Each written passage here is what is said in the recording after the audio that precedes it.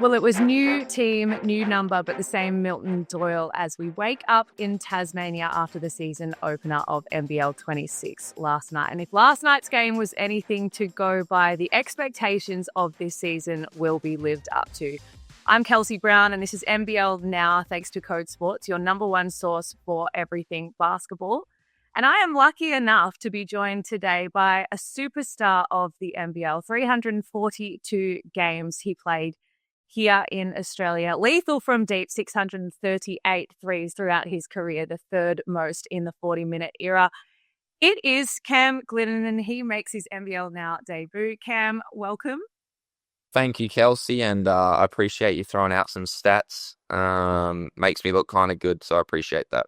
Well, you're an excellent player, one of my favourites when I was growing up as well. Hope you don't mind me saying that. But you join us this year in commentary. You'll start your first game tonight, New Zealand and Brisbane. We'll get to that game shortly. But firstly, I want to talk through last night's game. What a cracker down here in Tasmania. United getting up in the end, but it was a special game. Yeah, it was an unreal game. And if that's round one, I can't wait to see what the year has in store. Two teams that just go to war, and we saw that. But Melbourne getting the chocolates, and I think, as everyone's saying, this league's so close, that first game road win might come in handy towards the end of the season. Absolutely. We were saying that for Melbourne United, Tasmania now go on the road, which makes it a little bit tough for them in the coming weeks. Milton Doyle, we talked about him off the top. He was impressive last night. Slow start, but when his number was called, he hit those shots. Yeah, it was a slow start, but you're 100% right. Tough shots. I think he had 11 points in the last 4 minutes of the game to really seal the deal. And he's just a tough cover. He can do it all. And one of those guys that you can guard him perfectly, but he's still going to make the shot. And you just have to tip your hat. And he made a lot of tough shots last night. We were in the car on the way home from the stadium last night. Andrew Gaze, Felix Von Hott, Jack Heverin was there. And Derek Rucker turned to everyone and he said he's an analyst's nightmare. He wasn't shooting well at the start, but then he manages to hit all the ones that mattered. Great outing for him and his new colours. On the other side of things for Tasmania, and a hole that he left, is the import trio. Now, I want to ask about them. We saw David Johnson, Bryce Hamilton get to work last night, 24 years of age. So they come in young to this competition. We knew that they were potentially going to be studs in the competition, but you never know how someone is going to transfer. How did you see their performances last night?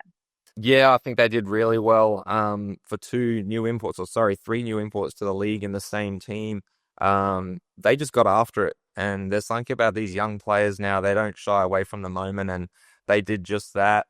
David Johnson, probably the highlight one for me. He just got busy, and when they start to develop more cohesion with that starting unit with Will Magnay and Josh Bannon, they're going to be a serious threat. I didn't mention the third one, which was Tiger Campbell. And I spoke to Scott Roth prior to the game, and he said that when Sean McDonald went down with that ACL injury in the Boomers camp, and as much as it was devastating for the JackJumpers, it was between Tiger Campbell and Jordan Crawford as to who they would bring back into the roster for this season. And he said Tiger Campbell had been on his radar for quite some time. How did you view Tiger coming into the league? Derek Rucker said he was serviceable. I think he was a little bit better than that. What did you think? Yeah, I mean, your running buddies, your two other imports have blinders of a game, so he does go under the radar a little bit, but I thought he did well. He's super fast, and when you're choosing between him and Jordan Crawford, I don't think you can go wrong, but if it takes him a couple games to get into it, I think that's fine, and I think, a little bit more than serviceable, and it just might take him a little bit longer to get with it. But I think having a 5-man lob threat screener in Will Magnay is really going to show his game in these next coming weeks. There might be some growing pains for the JackJumpers. But on the other side of things, Dash Daniels, he's in the Next Star program. He got he got some time for Melbourne United. They used 10 players in their rotation for the first quarter. What did you think of Dean Vickerman's side? How did you like the Melbourne style of play last night? It's a new look team for NBL 26.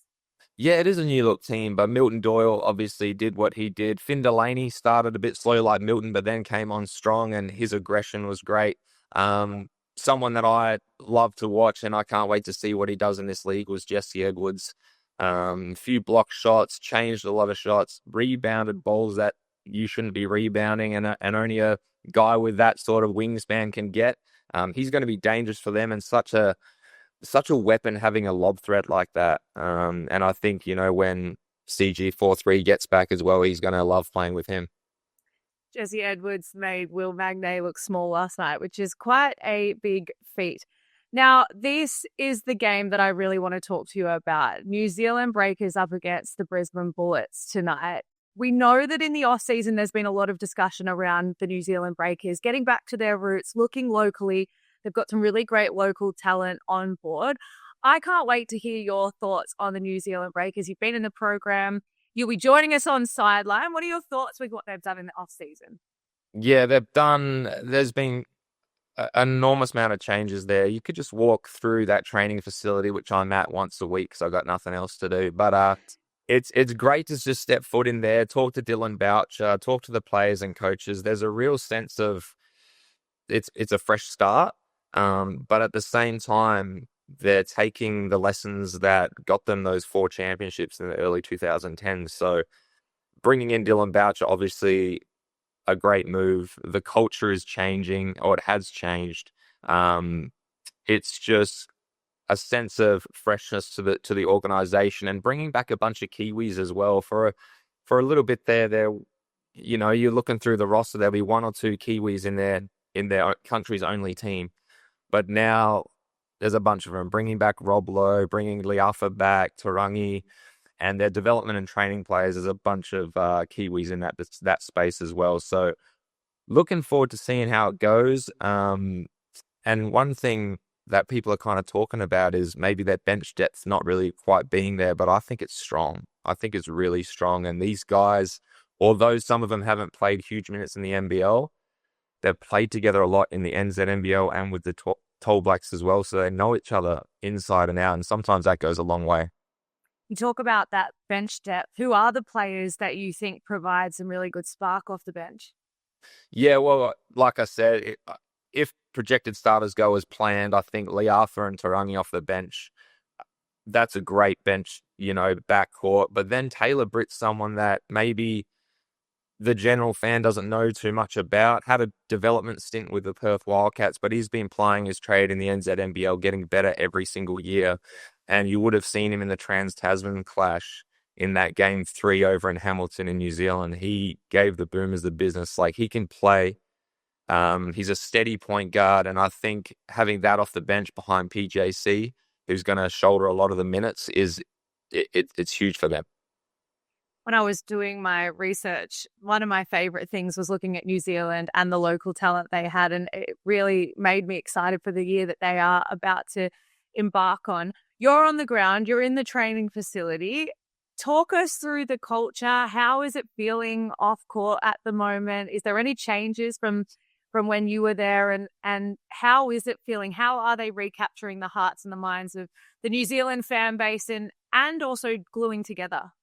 Yeah, I think, like I mentioned, they're bringing back the history of the club, and what's most important to them is the Kiwi style, the culture. They've brought in 2 new coaches into the coaching staff. I say new, but Judd Flavel back as an assistant coach. Everyone knows who he is in the league. Very talented coach, and a young coach coming through, Matt Lacey, who's very good at his craft and developing. Does a lot of work with the junior Tall Blacks, and you saw them get top 4 at a recent World Cup. So just going back to what worked, but doing it in a new school sort of way. They're still brought in 3 American imports who will shoulder a lot of the scoring load and play a lot of minutes, but you do have Sam Menenga back at the 5, who's a staple with the club now, and someone that's put that target on their chest saying, I want to be one of the guys in the league that people fear and one of the best players. So, yeah, they're just going about it a different way, but the culture, the organization has definitely been a shift. Love to hear that. I'm very excited to see them in action tonight. Lastly, on New Zealand, though, PJC, we know that he's been out really struggling with that rib injury at times. Is that still an issue coming into tonight? Do we know? Yeah, I think the rib did give him a little bit of grief at the Blitz. Recently they went to Japan for those games. I think he just sat just to be cautious to make sure he was ready for round one. If it had been a regular season game, he would have played. So I personally expect to see him there round one. When the ball gets tipped up, PJC will be running the offense for the Breakers. Okay, we love to hear it. That's what I wanted to hear out about. On the other side of things is the Brisbane Bullets. They've done some work in the off-season as well. New coach, Stu Lash. Javon Freeman-Liberty, he's also there as a huge import. I know everyone was big ups on him at the Blitz. But the one I want to ask you about is Jalen Adams. He's moved from the Sydney Kings. He's been in the league for a long time. He's been MVP caliber form before. Do you think we can see Jalen Adams get back to that for Brisbane? I think so. He's a beast. He's still young. He's a strong point guard with the ability to do anything on the floor that he wants to do. I think for him, I'm sure I want to get back to where I was. So I'm sure he's got some personal battles he wants to overcome, and he wants to be the man. And no better way of being the man than your running buddy being Freeman-Liberty. Like, that guy is a bucket. And I think as a pair, as a combo, people have talked about it. They may have the best import three in the league. It's a toss-up, but along with Casey Prather, that's a dangerous trio. Freeman-Liberty and Casey Prather, I am very excited to see. And Casey Prather, we know he had a standout season last year. How did you like what he brought to NBL 25? And do you think we're going to see the same form coming into this season as well from Casey? Oh, I think so. If he's healthy, which he looks like he is, I think he's going to be that Casey Prather we all remember back in the United and Perth Wildcats days. Only playing a bit more at the 4, which I think provides him an even better advantage. He's so fast, he's so strong, and he can shoot the 3. And looking forward to seeing Tyrell Harrison as well. You know, he had a huge off-season in Puerto Rico, done some work in the Summer League as well. He continues to get better and better with that club. So, yeah, I'm looking forward to seeing how they go. They've had a few injuries and a lot of, personnel, head coach changes over the past 6-7 years. Would love to see how a stable Brisbane Bullets team goes, and a healthy Brisbane Bullets team too. Yeah, well, we absolutely love this. You're going to be on the ground there tonight. Very excited to hear your first game. I want to touch on the PGT series that we had in Melbourne last night. We've got a double header coming up in Sydney. It will be the first time that we see the Adelaide 36ers in action with everyone on the roster. Bryce Cotton, Trez Harrell. I am so excited. Double header up there, Panathinaikos and Partizan up against the Sydney Kings and the Adelaide 36ers. 36ers, they've been touted as the favourites by a lot of people. What are you thinking about this, Cam Gliddon? First time we've probably seen them in action on Sunday.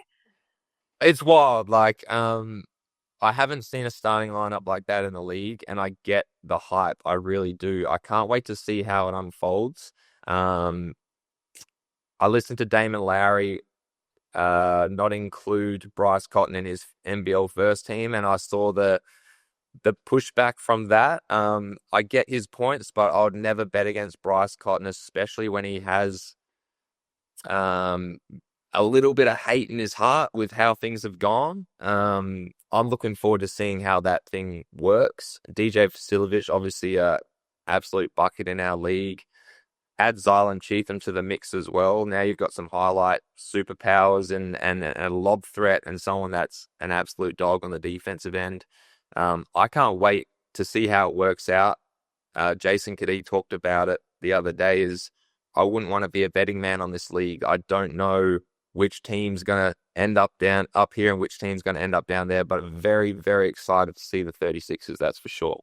Yes, me too. Larry Kesselman yesterday also announced that he's looking to take the league to Las Vegas. Very, very exciting. He's been in conversations with Peter V'landys, who heads up the NRL over here, and talking about how they sort of move the league from Australia, get around over there in Las Vegas. What are your thoughts around this? I would absolutely love to go to Vegas. Larry, send me over there. I'll jump on a plane. I love that he's always looking for bigger and better things to do for the league and get them over to Las Vegas. Did you see the announcement?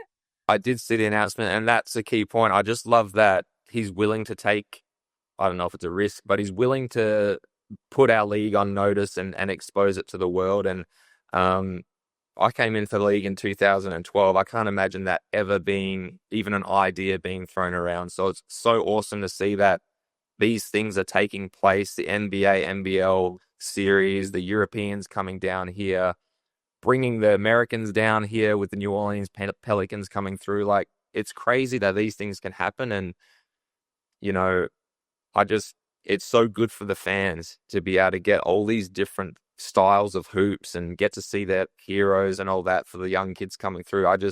I'm all for it. I'm all for it. And hopefully it works. Yes, it was a sellout last night at John Cain Arena for the EuroLeague games. Like you said, the NBA times NBL games are coming up. I cannot wait to be around for those ones as well. And I just love what Larry's doing. He's creating history for the league, and I can't wait to see what's next. Who knows? We could be going to the moon. Cam, Gliddon, thank you so much for your time today. An absolutely amazing NBL Now debut. Like I said, can't wait to see you in commentary tonight. Final tip for the game tonight. Who are you going? Breakers, Brisbane? Well, I don't want to be biased, but a Breakers home game after everything they've been through in this preseason with winning the NBL Blitz and the culture shift that I explained earlier, I'm going to have to go with the Breakers, but we've talked about it. Who knows? Who really knows? But my tip is the Breakers. Yeah, I'll go Breakers in Brockington with a huge game as well. Like I said, thank you so much for joining us, Cam. This has been NBL Now, brought to you by Code Sports. Code Sports has your NBL covered like no other. Expert analysis and insider access on and off the court. You can head to codesports.com.au today. And we can't wait to see you across the weekend. Tune into those NBL games, and we'll speak to you next week.